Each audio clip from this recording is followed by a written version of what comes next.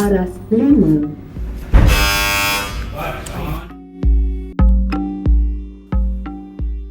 Follow us as we bring you into the courtroom where the biggest financial scandal in Malaysian history is being heard. By the Malaysian Insight, this is the Najib Razak 1MDB trial, and I'm Patrick Teo. Shafee Abdullah, Najib's lead counsel, accused Shahrol Halmi of making a deal to sing like a bird so he wouldn't be charged for his role in 1MDB.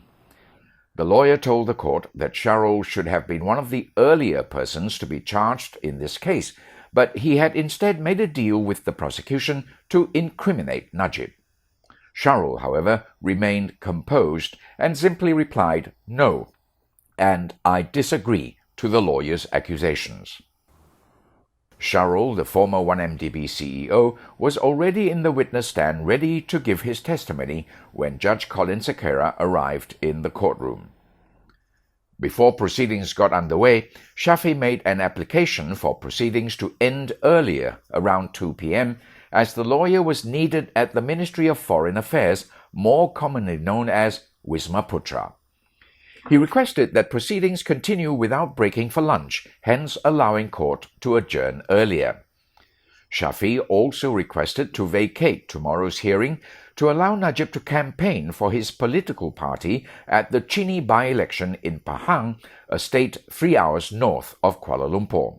Judge Colin Sequeira asked if Najib was able to do a half-day session tomorrow, but Shafee informs him that it was impossible, as the former Prime Minister has a full schedule of programs starting today until the by-election on Saturday.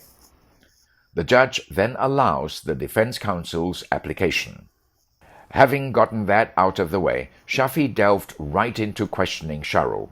Shafee asked the witness about a trip taken by former 1MDB Chief Finance Officer Azmi Tahir with 1MDB's Executive Director of Finance Terence Gay and 1MDB's General Counsel Jasmine Liu. The trio had taken a trip to Singapore in June 2012 to sort out matters relating to 1MDB's funds. While in Singapore, Azmi, Terence and Jasmine also met up with banker Yeo Jia Wei and Yak Yu Chi from Swiss bank BSI at the Mandarin Oriental. Yeo, a wealth manager, and Yak, BSI Singapore's former managing director, have both been charged and sentenced in Singapore for the roles they played in the misappropriation of 1MDB funds. "Did you know they met up with the BSI bankers?" Shafee asked Shahrol. "No," Shahrol answered. "I found out later when I was questioned by the Malaysian police." "Did they report what transpired in the meeting to you then?"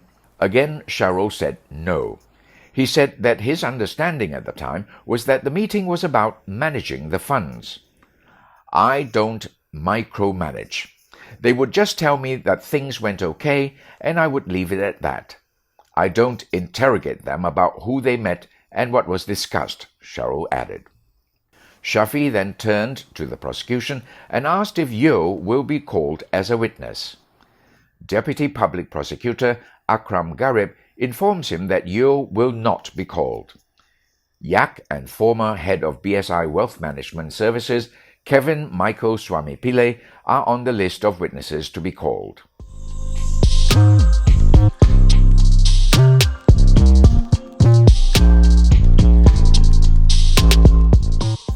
Next, Shafee asked Shahrol about a meeting between Azmi, Terence, and Jasmine with Bridge Partners International Investments at the Mandarin Oriental in Singapore. Bridge Partners is a Hong Kong-based company that bought 1MDB's 49% stake in Petro-Saudi Oil Services Limited, or PSOL, in exchange for unit trust. Shahrol tells the lawyer that he was not aware of such a meeting. At the time, Shahrol said he was also not aware of Brazen Sky, the special purpose vehicle incorporated in the British Virgin Islands set up to repatriate 1MDB funds. "I found out later when I was brought documents to sign," the witness said. The lawyer then suggests that the investment in Bridge Partners, which was supposed to be transferred to Brazen Sky, was done to hoodwink and cheat 1MDB. "Are you aware that this was created in order to achieve a specific and false accounting effect to inflate the value of 1MDB's assets? The lawyer asked. Shahrol merely replied that he wasn't aware of it at the time.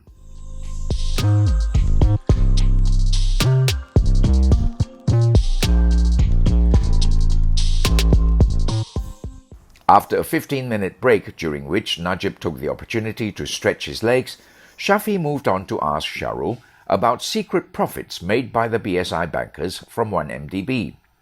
Shafee told Shahrol that Yeo had complained in court during his trial that his former boss, Kevin Swamipillai, had not been charged in Singapore, similar to how Najib is complaining about why the others involved in 1MDB have not been charged.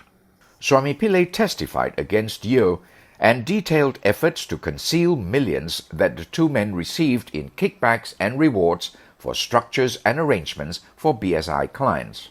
He also described how he and Yeo used fictitious names, prepaid SIM cards, and coded language on instant messaging services WhatsApp and Telegram once they realized that investigators were homing in on their ill-gotten gains. "I put it to you that you should have been one of the earliest persons to be charged for this," Shafee told the witness. "I disagree," Shahrol replied calmly. "Did you make a deal with the MACC and the prosecution that you will sing like a bird here and you would not get charged? I put it to you that you made a deal with the prosecution like Swamipillai."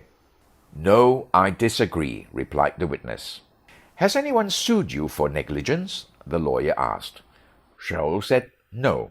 "That too because a deal has been struck that you would not be charged until you incriminate my client," Shafee accused. But Shahrol disagreed. After several more questions at 2 p.m., Judge Collin allowed proceedings to be adjourned. The 1MDB trial will resume on July 15th. This podcast was brought to you by the Malaysian Insight. It is produced, written and mixed by Revati Subramaniam with additional reporting by Beat Hong. I'm Patrick Teo.